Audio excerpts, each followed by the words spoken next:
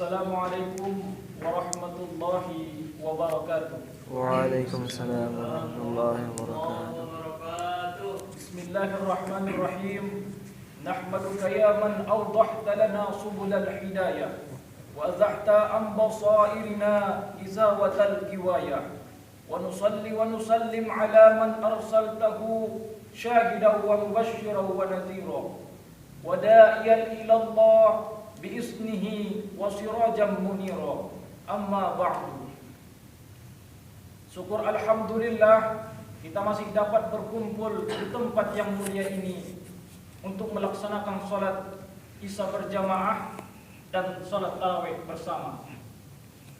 Seterusnya salawat dan salam marilah sama-sama kita kirimkan ke junjungan kita Nabi besar Muhammad sallallahu alaihi wasallam yang berlafazkan Allahumma salli ala sayyidina Muhammad wa ala ali sayyidina Muhammad. Semoga nantinya dengan memperbanyak mengucapkan salawat akan dapat mensyafaatkan kita di yaumil akhir kelak nanti.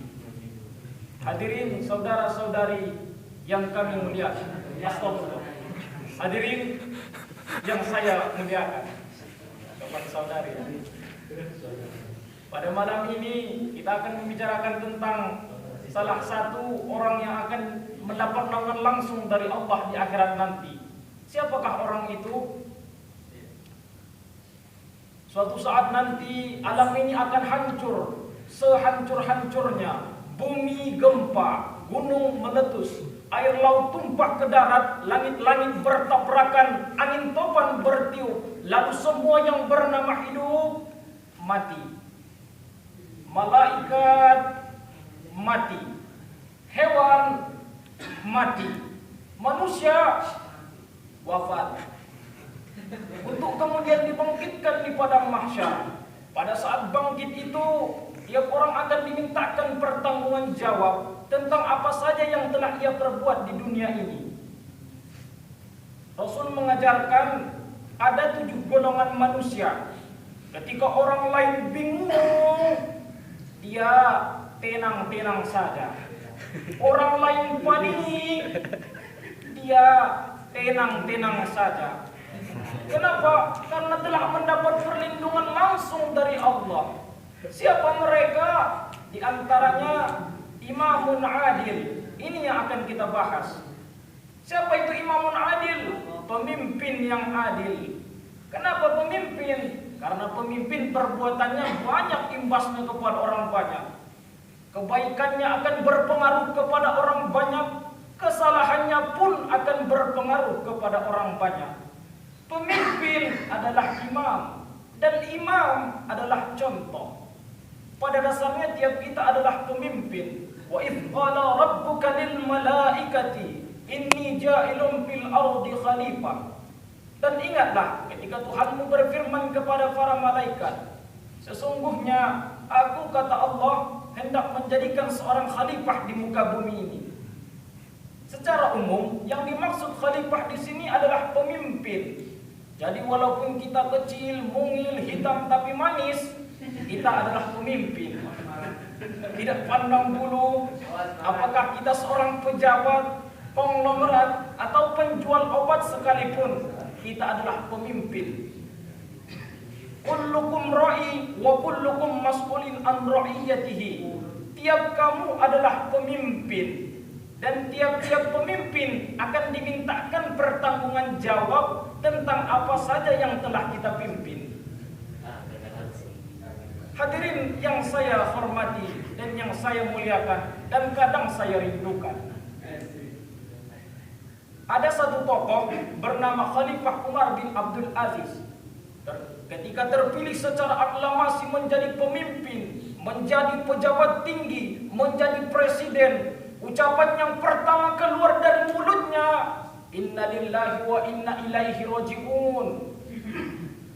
Terpilih jadi pejabat tinggi kok inna lillah, bukan alhamdulillah kayak kita. Kalau kita kan terpilih secara presiden, terpilih menjadi presiden, oh jangankan presiden, terpilih jadi ketua lorong saja sujud syukur, sedekah. Ini terpilih jadi presiden, malah inna lillah. Saya kira yang merasa mendapat musibah. Kenapa? Jabatan adalah amanah. Menyia-nyiakan amanah adalah khianat. Berkhianat dosa besar. Pagi dilantik, malamnya beliau pesta. Pesta apa? Pesta air mata. Di mana? Di mihrab dalam masjid. Nangis mohon pertolongan Allah. Fatimah lalu istrinya Fatimah bertanya, "Bang, sekarang kan abang sudah jadi pemimpin." "Ya, justru setelah saya jadi pemimpin sekarang ini, yang terbayang adalah rakyat saya yang masih duduk di bawah garis kemiskinan, yatim piatu yang terlantar, janda-janda yang kelaparan. Setelah saya jadi pemimpin sekarang ini, yang terbayang mereka di sana tidak terurus," kata Umar. Besoknya, ini tadi pagi ya, besoknya namanya pemimpin baru, bawahan cari muka, setor muka, bawa intan, berlian, mutiara, emas. Kemudian dikumpulkan oleh istrinya Fatimah. Umar lalu bertanya, "Fatimah, saya bang, banyak hadiah yang kau terima?"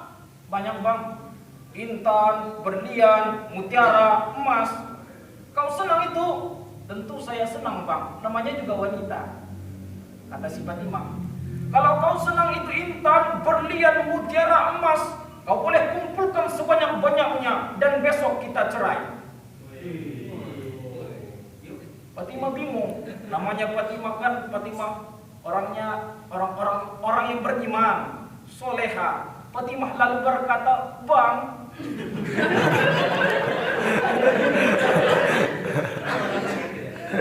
Fatimah lalu berkata, "Bang, apalah gunanya intan, berlian, mutiara, emas tanpa engkau di sisiku, bang?"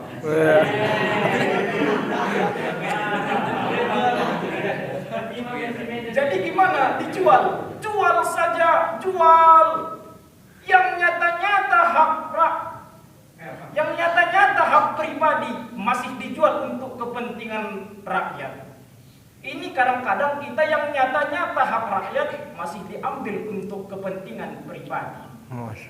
Harta yang tadi intan, berlian, mutiara, emas dijual untuk ngurusin rakyat. Subhanallah. Andai pemimpin kita sekarang kayak seperti itu, ya Allah, akan tercipta negeri yang baldatun, thayyibatun, wa rabbun ghafur.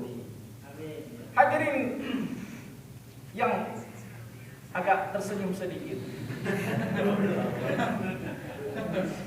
semoga kita semua selalu mendapat ridho, lindungan dan rahmat dari Allah Subhanahu wa taala. Semoga kita semua termasuk pemimpin yang adil, yang kelak nantinya akan mendapatkan naungan langsung dari Allah. Di mana kalau kita sudah mendapat naungan itu, kita akan menemukan suatu kebahagiaan, suatu kenikmatan yang belum pernah dilihat oleh mata, belum pernah didengar oleh telinga, dan belum pernah terdetik dalam hati manusia tentang kenikmatan yang akan Allah berikan kepada orang yang Allah naungi langsung itu. Yaitu diantaranya imam tadi, imamun adil. Bukan hanya imam, tapi imamun adil. Semoga kita semua termasuk golongan orang-orang yang akan mendapat naungan langsung oleh Allah Subhanahu wa taala. Semoga pemimpin-pemimpin kita menjadi pemimpin yang cinta kepada kita dan takut kepada Allah. Amin. Terima kasih atas perhatian. Saya rasa sudah lebih dari 7 menit ya. Terima kasih atas perhatian. Mohon maaf atas segala kekurangan. Billahi taufiq wal hidayah. Assalamualaikum warahmatullahi wabarakatuh.